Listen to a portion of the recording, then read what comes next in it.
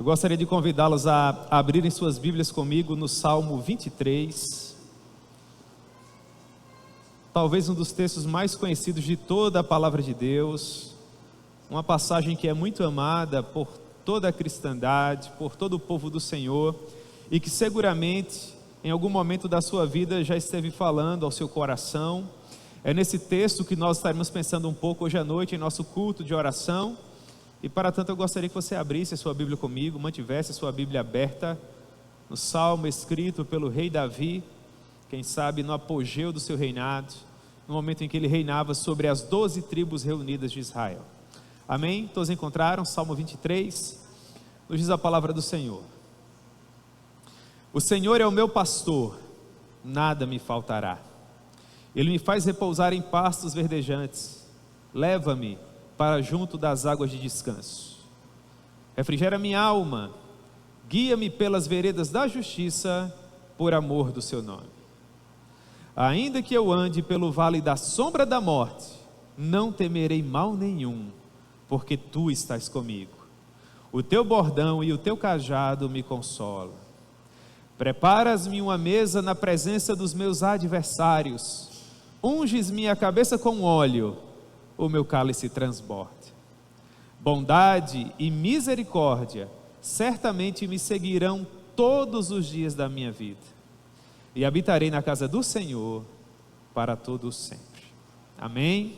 Que Deus proponha a sua palavra ao nosso coração.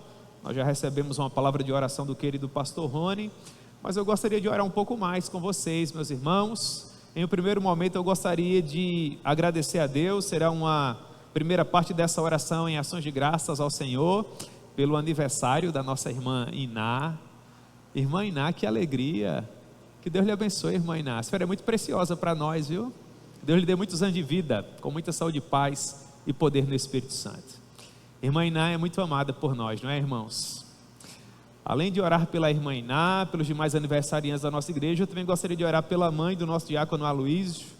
Gostaria de orar pela mãe da nossa irmã Gracione, pela mãe do pastor Rony, pela minha própria mãe e por demais irmãos que talvez estejam enfrentando situações de enfermidade, para que Deus possa cuidar de nós, cuidar do nosso coração. Amém? Então vamos orar nesse momento em nome de Jesus. Meu Deus, nós amamos o Senhor e nós rogamos o teu favor, ó Pai, para que de uma maneira cara, de uma maneira preciosa, o Senhor possa falar com todos nós. É a tua voz preciosa, meu Deus, que nós gostaríamos de ouvir mais uma vez hoje à noite. Tu sabes, ó Deus, quais são as demandas da nossa vida, quais são os problemas que porventura nos preocupam, as necessidades do nosso coração. Que o Senhor possa levar tudo isso em consideração no momento em que estiver aplicando essa palavra à nossa realidade, para que ela possa chegar até nós como um bálsamo, como um lenitivo, meu Deus, que nos cure, que nos anime e que nos encha de poder para fazer a tua vontade. E enquanto o Senhor faz isso, ó Deus, também enche o nosso coração de alegria por mais um ano de vida que o Senhor concede à nossa querida irmã Iná, que é uma bênção. Essa mulher de Deus, essa mulher de oração que tem nos abençoado, Senhor, que tem caminhado junto com o teu povo e que tem sido, meu Deus, uma irmã que tem nos ajudado bastante, ó Pai, em caminhar na tua presença, em louvar o teu nome, contribuindo também para a expansão do teu reino. Ser com a tua filha para abençoá-la, para lhe dar muitos e muitos anos de vida, todos eles cheios de muita saúde, muita paz e de muita prosperidade, meu Deus, para a maior glória do teu nome. Enche também de poder a vida da tua filha, concede-lhe, meu Deus, graça suficiente para que ela possa caminhar na tua presença, mostrando a todos quantos, ó Pai, aquilo que o Senhor pode fazer através da vida de alguém que é completamente consagrado ao Senhor. Mas nós também oramos, ó Deus, pela mãe do nosso diácono Aloísio, nós oramos pela mãe da nossa irmã Gracione, oramos pela mãe do pastor Rony, pela minha própria mãe, e em nome dessas mulheres, nós, meu Deus, também fazemos menção a todos os demais irmãos e irmãs que atravessam situações de enfermidade, que lutam, meu Deus, contra as demandas da mente, contra as demandas do coração. Senhor, tem misericórdia, Pai, para restaurar essas mulheres. Demais irmãos, meu Deus, que porventura estejam sofrendo, Pai, atravessando o vale difícil da enfermidade, às vezes física, às vezes emocional. O Senhor que é o médico por excelência, o Senhor possa cuidar dessas pessoas queridas, ó Deus, e fazer a Tua vontade, Pai. Meu Deus, e se por fim, se encontra alguém hoje à noite aqui, meu Deus, que veio ouvir a Tua doce voz, está à procura de uma palavra para encorajar a sua mente, o seu coração, que o Senhor seja servido, meu Deus, de abençoar essas pessoas, de falar conosco, ó Pai, e de nos conceder aquilo que nós viemos buscar hoje à noite nesse lugar. Esse é o desejo do nosso coração e a nossa oração, meu Deus, em nome de Jesus, amém. Pois bem, meus irmãos, como eu havia mencionado há pouco para vocês, provavelmente o Salmo 23 é a passagem bíblica mais conhecida de toda a cristandade. É aquele texto que nós recorremos quando os nossos corações se encontram pesados, os nossos pés cansados, a nossa mente atribulada por conta das dificuldades que são comuns às nossas vidas, às nossas próprias realidades. Nós nos lembramos dessas palavras que são tão caras, tão preciosas a todos nós. O Salmo 23 foi escrito pelo rei Davi, ao que parece no apogeu do seu reinado, em uma época que ele reinava sobre as 12 tribos unidas do povo do Senhor, na terra prometida, a terra de Canaã. E a geografia do Salmo 23 dentro do Saltério é muito interessante, porque o Salmo 23 se encontra, obviamente, entre os Salmos 22 e 24. O Salmo 22 é o Salmo que fala do nosso Senhor crucificado. O Salmo 22 é o Salmo que trata a respeito das feridas abertas do nosso amado Emanuel, que sangrou por nós para perdoar o nosso pecado. Então a paz que temos, a salvação que nos foi conquistada, e a liberdade que ora gozamos de podermos nos relacionar vividamente com o nosso Deus e Pai Todo-Poderoso, é produto do sacrifício vicário do seu Filho, que nós encontramos no Salmo 22. O Salmo 24, por sua vez, é o Salmo do retorno glorioso do nosso Rei. Se no Salmo 22 ele nos abre o caminho, que nos reúne novamente ao nosso Pai, se no Salmo 22 ele paga o preço que era devido e afasta de sobre nós a ira que pairava sobre nós e que nos afastava de Deus, que nos alienava dele, no Salmo 24 ele promete que retornará, que voltará para buscar o seu povo, e essa é a razão da nossa esperança. O fato de que nós estamos completamente seguros em Cristo, que não temos mais inimigo à altura, que aquele que graciosamente nos chamou no princípio da caminhada, Salmo 22, será o mesmo que voltará em triunfo para buscar aqueles que depositaram toda a sua confiança nele, Salmo 24. E no intervalo entre aquilo que foi conquistado por nós na cruz do Calvário e a promessa inafastável de que um dia o nosso Redentor voltará para nos buscar, nós temos o Salmo 23. É o Salmo que nos promete que ao longo dessa peregrinação que temos, entre o Salmo 22 e o Salmo 24, o Senhor sempre estará conosco. Ele é o nosso pastor. Ele é aquele que caminha adiante de nós, irmãos, e que sabe como anda a nossa vida e quais são as necessidades do nosso coração. É no Salmo 23 que ele diz que jamais nos abandonará. É no Salmo 23 que ele diz que cuidará de nós, que sabe quais são as demandas da nossa vida. Ele conhece quais são as necessidades dos nossos pobres corações. Ele sabe, ele conhece, ele vê. E é interessante que no momento em que Davi, sendo inspirado pelo Espírito Santo, escrevia essa oração tão bela, ele dividia a sua oração, na minha maneira de ver, em dois momentos. São duas metáforas. Em um primeiro momento, ele nos apresenta o Senhor como nosso pastor, aquele que caminha, aquele que cuida, aquele que guarda. Mas depois, a partir do verso 4, ele nos apresenta um peregrino que está em jornada conosco, que não nos abandona no vale da sombra da morte, que prepara uma mesa para nós perante os adversários das nossas almas eternas, que unge a nossa cabeça com óleo, que faz o nosso cálice transbordar. Tudo aquilo que nós precisamos para vencer a nossa jornada. E é interessante notar que, ao que parece, Davi escreveu tudo isso, levando em consideração as experiências da sua própria vida. Perceba você, olhe para o verso 1, a primeira estrofe. Ele diz assim: o Senhor é o meu pastor. O Senhor é aquele que me dirige, o Senhor é aquele que me guia, o Senhor é aquele que me guarda. Perceba se não são essas as funções inerentes à vida e ao ministério de um pastor. Qual a função, qual a razão de ser de um pastor? Meus irmãos, não é outra senão guardar e preservar o rebanho. E Davi sabia muito bem o que era ser um pastor, porque desde tenra idade, sendo ele ainda um adolescente, ele cuidava dos rebanhos do seu pai. Davi sabia, por experiência própria, o que era para um pastor defender as suas ovelhas. É ele que nos diz que, sendo ainda garoto, 1 Samuel capítulo 17, a partir do verso 34, que enquanto ele apacentava as ovelhas do seu pai, vinha, por exemplo, um leão e tentava arrebatar a ovelha. E um pré-adolescente, um garoto, ante um leão, poderia fugir, haveria justificativa para isso. Jessé, o pai de Davi, não haveria de condená-lo se ele voltasse para casa e lhe faltasse uma ovelha do rebanho. E quando seu pai o indagasse, o motivo pelo qual aquela ovelha não se encontrava junto com as demais, e Davi finalmente dissesse: olhe papai, é que enquanto eu cuidava dos rebanhos, me apareceu um leão, e ele investiu contra o rebanho, e ante a sua ferocidade, o seu tamanho, o seu poder, nada eu pude fazer, e inerte, permiti que uma das nossas ovelhas fosse arrebatada por ele, e eu a vi ser despedaçada, sentindo como que se as minhas mãos e os meus braços estivessem atados, ante o poder colossal daquela fera. Davi seria justificado, mas não é isso que acontece.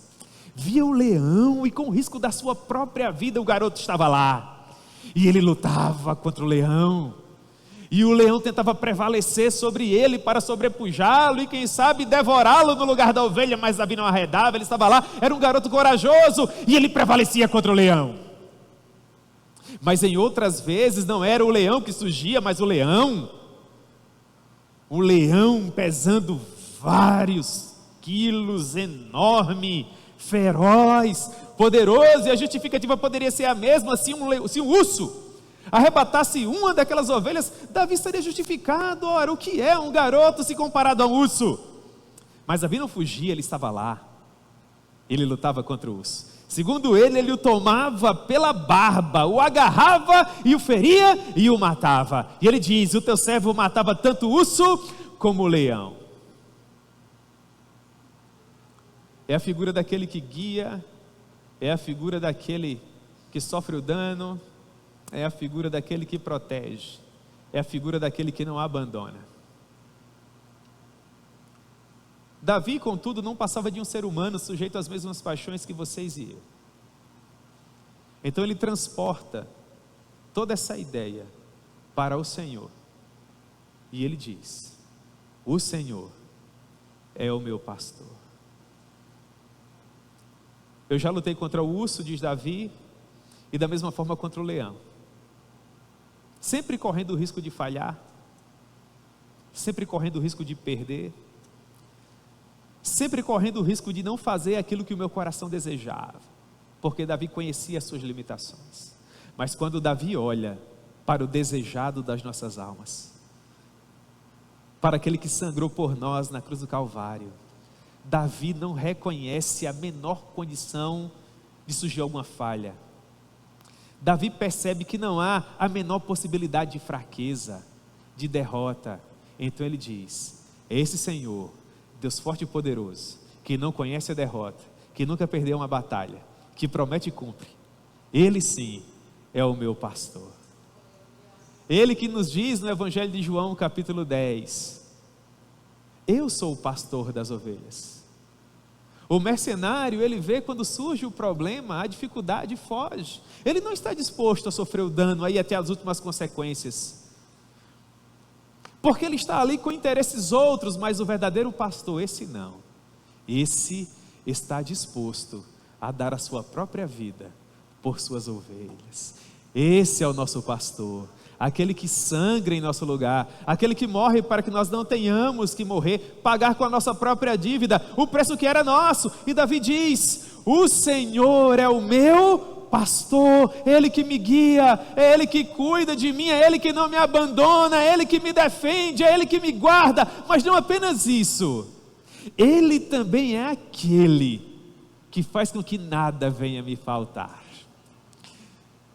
E talvez, quem sabe, no momento em que Davi fazia essa afirmação, ele lembrava da época em que ele próprio precisava alimentar as ovelhas do seu pai. Davi foi pastor em uma região desértica, onde os pastos eram raríssimos. As regiões que possuíam mais água eram defendidas a unhas e dentes. As pessoas não permitiam que outros usassem daqueles pastos que eram raríssimos. Cuidar de rebanhos naquela época, encontrar água, encontrar comida, era algo muito difícil. E Davi sabia como ele sofria, a maneira com que ele se extenuava para tentar alimentar as magras ovelhas do seu pai. E ele olha para o Senhor e diz: sendo Ele o meu pastor, eu não sinto falta de nada. Nós enfrentamos lutas, irmãos, nós enfrentamos dificuldades. Às vezes o dia mau bate à nossa porta, mas o nosso Deus sabe exatamente daquilo que nós precisamos. O nosso Deus sabe onde encontrar água, o nosso Deus sabe onde encontrar alimento, o nosso Deus sabe onde encontrar refúgio. Perceba, é isso que Davi nos explica no verso 2, quando ele afirma: Ele me faz repousar em pastos verdejantes, leva-me para junto das águas de descanso. Os pastores à época de Davi precisavam muitas vezes desbravar desertos gigantescos, caminhavam dias a fio à procura de uma nova fonte de água, à procura de novos pastos para alimentar as suas ovelhas. Em muitos aspectos, quando aquelas viagens se tornavam extenuantes e os pastores às vezes começavam a perder a esperança de, quem sabe, encontrar um pouco de água ou um pouco de pasto para suas ovelhas, eles literalmente clamavam a Deus, porque se caso eles falhassem, aquelas pobres ovelhas inevitavelmente pereceriam. Se os pastores não tivessem sucesso em encontrar aquilo que as ovelhas precisavam, elas fatalmente estariam perdidas. Nesse sentido, as ovelhas estavam literalmente nas mãos dos seus pastores. Você percebe que a ovelha é aquele dócil animal que não toma boas decisões, não é? A ovelha, ela está sempre pronta a tomar um atalho. A ovelha não sabe distinguir aquilo que é bom e aquilo que é ruim, entre o que pode lhe fazer bem e o que pode lhe fazer mal.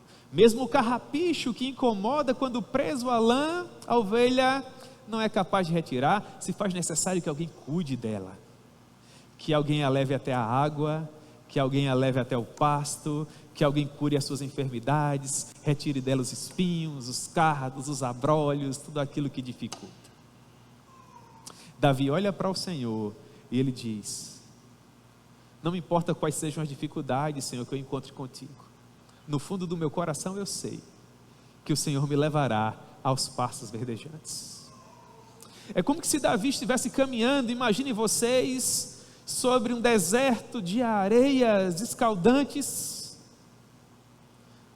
há muito tempo à procura de água e comida, sempre olhando para o seu Senhor, que o guia, que o guarda, que cuida dele. E esse Senhor de repente olha para trás e encontra aquela ovelha estiolada de sede, esfaimada de fome, confiando nele, seguindo, e aquela ovelha olha para o seu pastor com o coração calmo, sereno e tranquilo e diz: eu confio no Senhor, o Senhor é o meu pastor, nada me faltará. No horizonte nós encontraremos o pasto verdejante. O Senhor nunca falhou, não será hoje que o Senhor haverá de falhar. Percebe, irmãos, que às vezes nós somos semelhantes a essa ovelha do meu exemplo. Achamos que não encontraremos mais um pasto verdejante para acalentar os nossos estômagos, ou água para descedentar a nossa sede, ou uma solução para o problema que bate à porta do nosso coração e nos retira a paz. E de repente nós olhamos para frente e encontramos o bispo das nossas almas, aquele que venceu e triunfou por nós e marcha à nossa frente. E nesse momento o nosso coração finalmente descansa seguro e em paz, porque a simples presença dele nos faz repousar seguros. Nós chegaremos aos pastos verdejantes. Ele conseguirá nos levar até as águas de descanso. E como é interessante visualizarmos esse cenário que é retratado por nós, pela escrita de Davi. É um lugar deserto, um lugar de luta, um lugar de dificuldade. Encontrar uma cisterna, um pouco de água em uma poça, quem sabe já seria um milagre. Mas para o nosso pastor, irmãos, que é todo poderoso, sempre é possível algo mais. E Davi retrata para nós o cenário de um rio calmo que corre, em que o rebanho pode refrescar-se. A maneira com que o nosso Deus nos conduz em triunfo até um local onde finalmente nós não sentimos falta de nada. Essa ideia de descansar, quando Davi diz, leva-nos para junto das águas de descanso, nos lembra que Deus detém o controle de tudo. Havia inimigos à volta. Quando Davi era pastor, sempre havia um reino inimigo tentando prejudicar Israel. Sempre havia o urso, sempre havia o leão, sempre havia o ladrão, o impostor. E no entanto nós temos ovelhas espalhadas em uma pradaria verdejante, com um rio que corre de uma maneira serena, e aquelas ovelhas que poderiam estar pressionadas por todo tipo de inimigo, agora descansam com o coração seguro. Por quê? Porque o Senhor é o nosso pastor, e Ele jamais permitirá que nada de mal nos aconteça. Nele nós não possuímos inimigo à altura. Nele o nosso coração pode descansar e repousar seguro. Não é isso que diz o salmista, irmãos? Você já orou esse salmo tantas vezes. Em paz me deito e logo pego no sono, porque tu, Senhor, me faz o quê? Habitar em segurança. Há tantos inimigos para além dos muros. Há tantas dificuldades, irmãos. Há aquilo que nós podemos ver, há aquilo que nós não podemos ver. Você repousa o seu corpo sobre a cama, deita a sua cabeça no travesseiro e diz com toda a segurança do seu coração, em paz me deito, logo pego no sono, porque o Senhor, não outro, o Senhor me faz habitar em segurança. É o que essas ovelhas estão dizendo aqui. E Davi continua retratando esse cenário. Ele diz no verso 3 que o Senhor refrigera a sua alma, Ele o guia pelas veredas da justiça, por amor do seu nome. Só quem já enfrentou dificuldades na vida sabe o que é ter uma alma refrigerada. Houve momentos na vida de Davi em que ele achava que os inimigos prevaleceriam, que aquela luta de fato haveria de acabar com ele. Você olha para o Salmo 56, por exemplo, versos 1 e 2, e você encontra um Davi enfrentando muitas dificuldades. Um Davi que diz, Salmo 56, verso 1, tem misericórdia de mim, ó Deus, tem misericórdia de mim, porque o homem procura ferir-me, e me oprime pelejando todo dia. Os que me espreitam continuamente querem ferir-me, e são muitos os que atrevidamente me combatem. Que cenário difícil, quanta luta, quanta dor, quanta angústia, quanta aflição.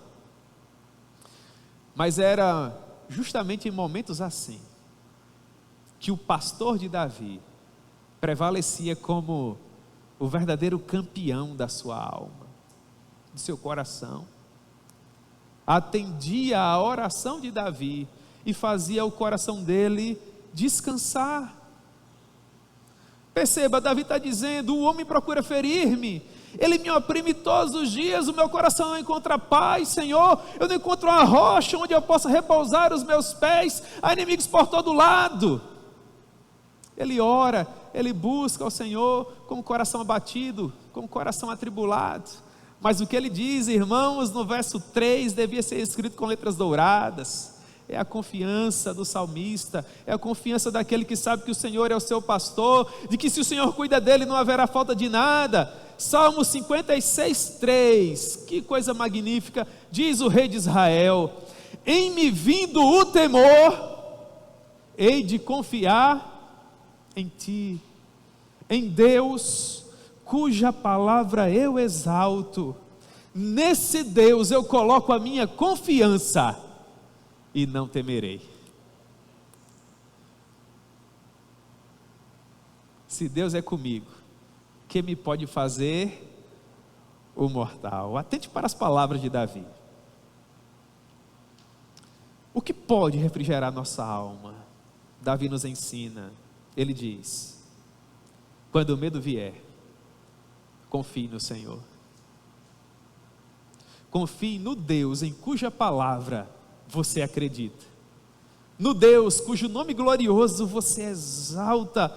Ponha nele a sua confiança e descanse, não tenha dúvidas, ele haverá de guiar você pelas veredas de justiça, por amor do seu nome. O Senhor é o nosso pastor e nada nos faltará. Ele nos fará repousar em pastos verdejantes, ele nos levará à água de descansos e ele refrigerará a nossa alma. Agora Davi muda a metáfora.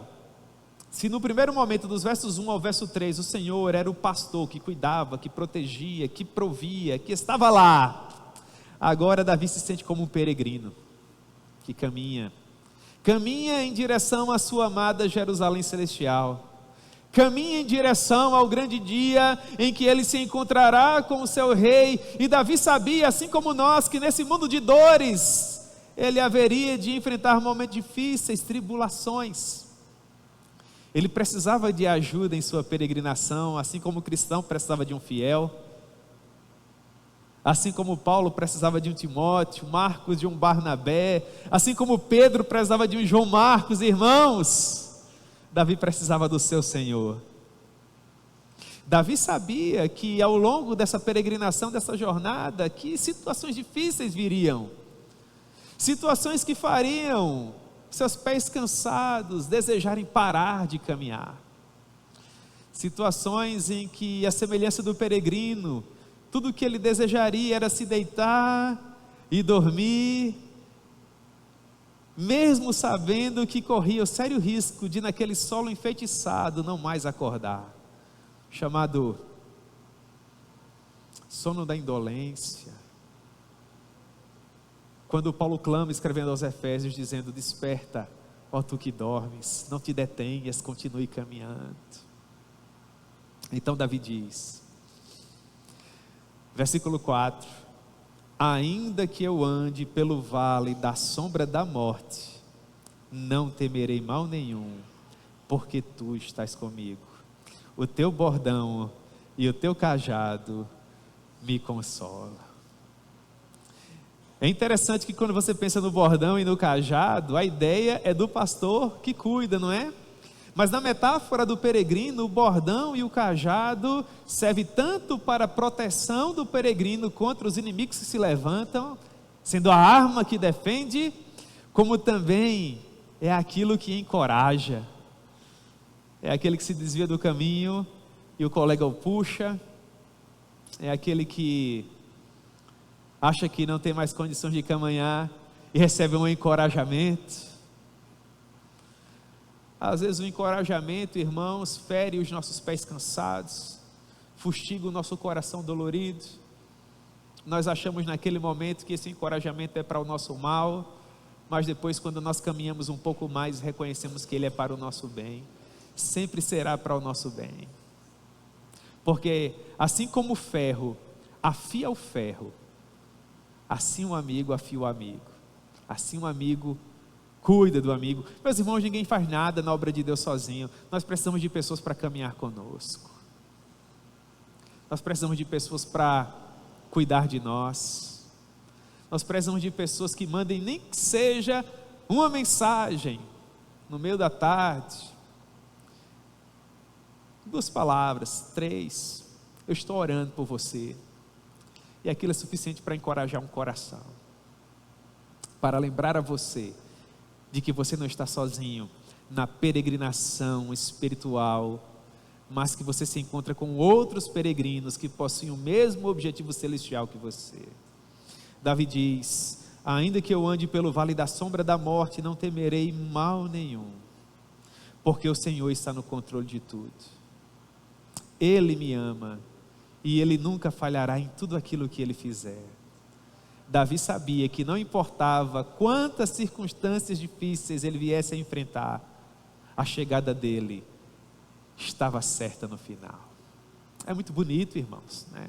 Faz lembrar, eu já contei para vocês a história, né? A história com E, de um garoto que se encontrava no avião, falava até esses dias para o pessoal do seminário, acho, do diretório, e o garoto estava lá dentro daquele avião, enfrentando uma turbulência severa, as pessoas desesperadas dentro do avião, e o garoto estava lá, tranquilo.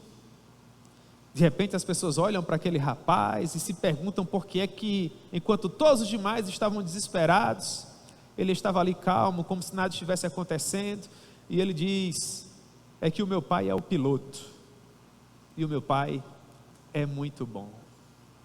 Eu não sei por quais caminhos a providência tem guiado vocês, mas de uma coisa eu sei: quem tem guiado a vida de vocês é muito bom.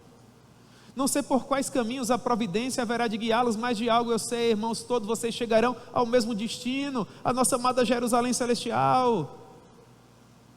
Aquele que sangrou por nós no Calvário não haveria de nos abandonar nossa própria sorte no meio do caminho. Fiel é aquele que fez a promessa. Ele nos disse que nenhum daqueles que o Pai havia lhe confiado haveria de se perder, mas que Ele devolveria ao Pai cada um deles. Irmãos, eu creio nisso com toda a força do meu coração. Não importa, ainda que nós andemos pelo vale da sombra da morte, nós não temos o que temer, porque o Senhor estará conosco. Nós chegaremos do outro lado e Ele haverá de preparar uma mesa na presença dos nossos adversários. Em uma época de tamanha dificuldade, qualquer tipo de fartura era algo muito difícil de se ver. Mas na mente de Davi, o Senhor era capaz de preparar uma mesa farta para ele, ainda que diante dos seus adversários. O Senhor é aquele que abre rios em lugares altos, tem o seu caminho na tormenta, e a terra está no estrado dos seus pés. Ele é todo poderoso, irmãos. Ele é todo poderoso. Prepara uma mesa na presença dos nossos adversários, unge a nossa cabeça com óleo. Os peregrinos sofriam muito durante o dia, o sol escaldante, calor atroz, e à noite as temperaturas caíam muito abaixo de zero, o desconforto era tamanho. O Senhor é aquele que restaura, é aquele que hidrata, Ele unge a nossa cabeça com óleo, e o nosso cálice transborda. É fartura, é abundância, é alegria. E por fim Davi conclui a sua oração, a metáfora do peregrino que caminha ao lado dele, dizendo: bondade e misericórdia certamente me seguirão todos os dias da minha vida, e habitarei na casa do Senhor para todo sempre. Essa primeira parte, irmãos, falou muito ao meu coração. Bondade e misericórdia certamente me seguirão. Às vezes nós achamos, enquanto seres humanos, que essas coisas faltam. Nós achamos que Deus não nos ama, que Deus não nos vê. Eu falei no princípio que o Salmo 23 era o mais conhecido, talvez o texto mais conhecido da cristandade. Mas há batalhas que nós enfrentamos em que a dificuldade tenta retirar isso de nós. Nós somos tão humanos, não é, irmãos? Mas nós somos tão demasiadamente humanos. Eu louvo muito a Deus porque em sua palavra Ele diz que conhece a nossa estrutura, e Ele sabe que nós somos, e Ele sabe que nós somos pó. Você não tem ideia de como isso fala ao meu coração. Eu não tenho que ser um campeão, eu não tenho que ser um corifeu da fé, um super-herói. O meu Deus me conhece. Há dias na minha vida em que eu sei no meu coração que eu não passo de pó, e nesses dias o meu Deus ainda me ama, e nesses dias o meu Deus ainda me vê. Eu não tenho que provar nada para Ele. Ele me amou antes de me formar no ventre da minha mãe, quando ainda nada existia. Na eternidade o meu Deus me amou. Como eu amo essa teologia, em que tudo é graça. Me faz lembrar uma história missionária, muito conhecida. Você já conhece, eu vou contar novamente para vocês. Aquele que não conhece agora vai conhecer. De um missionário que inspirou o filme Carruagens de Fogo. Eric Liddell. Campeão olímpico, missionário transcultural, homem de Deus. Serviu em determinado país, sendo já um homem avançado em dias, cabelos grisalhos. Infelizmente descobriu, estava acometido de uma doença que não possuía cura naquela época, e que do ponto de vista humano, provavelmente daria cabo da sua vida. Em condições assim, o missionário não reunia condições de permanecer no campo, e dessa forma ele foi trazido novamente para sua casa, para o seu lar. A viagem à época durava meses no navio. Eles atravessaram aqueles oceanos, e após vários e vários dias viajando de econômica, quase lá no porão do navio, os missionários naquele quartinho pequeno ficavam imaginando como seria a recepção daqueles irmãos preciosos que estavam na sua cidade, em sua região, e que os haviam enviado para o campo missionário. Eles ficavam pensando nas faixas de boas-vindas, nas bandeirolas, no papel picado, em toda aquela alegria. E quando eles finalmente atracaram no porto, realmente houve uma festa, havia bandeiras, haviam faixas, havia papel picado, mas só que enquanto eles deixavam a classe econômica para atravessar todo o navio e finalmente desembarcar no cais, a festa já havia acabado. As bandeiras já haviam sido recolhidas, as faixas já haviam sido guardadas, o papel já estava todo lançado pelo chão, não havia ninguém para recebê-los. E aquilo deixou o missionário profundamente triste, mas ele guardou aquilo no seu coração. Eles encontraram o transporte, penosamente viajaram até chegar à sua casa, e aquela cerca que quando eles deixaram a residência era branquinha, agora estava toda carcomida pelo tempo, quebrada, boa parte destruída. O jardim de flores agora dava lugar a ervas daninhas. E quando eles abriram a porta, eles viram que aquela mobília que era da época, agora estava démodé, ultrapassada, mofada, empoeirada, carcomida. A esposa do missionário foi até a cozinha, começou a tirar a poeira da louça para preparar um café, começou a limpar aquele local que era caro ao seu coração, a cozinha da casa. E enquanto ela fazia tudo aquilo, seu marido, depois de tantos anos no campo, após retornar com a doença terrível, não tendo recepção, vendo a sua casa praticamente destruída, depauperada, sua esposa ali tentando encontrar forças para fazer um café para ambos, chega até ela e pergunta assim, rispidamente: é dessa maneira que o seu Deus recebe os seus filhos quando eles voltam para casa? E aquela mulher muito sábia sabia que aquele homem falava com a dor do seu coração. Então naquele momento ela não lhe respondeu nada. O missionário colocou o casaco, colocou o chapéu na cabeça e saiu para dar uma volta, respirar um ar puro, esfriar a cabeça. Depois de um tempo ele voltou para casa e a mulher continuava lavando a louça. Agora mais tranquilo, ele perguntou novamente: e então, Você perguntou ao seu Deus se é dessa maneira que Ele trata os seus filhos, quando eles finalmente voltam para casa? E ela falou assim: perguntei. Então ele disse: e o que foi que ele respondeu? Então ela falou assim: ele me disse que nós ainda não chegamos em casa. Bondade e misericórdia certamente nos seguirão todos os dias da nossa vida, e nós habitaremos na casa do Senhor para todo sempre. Amém, irmãos?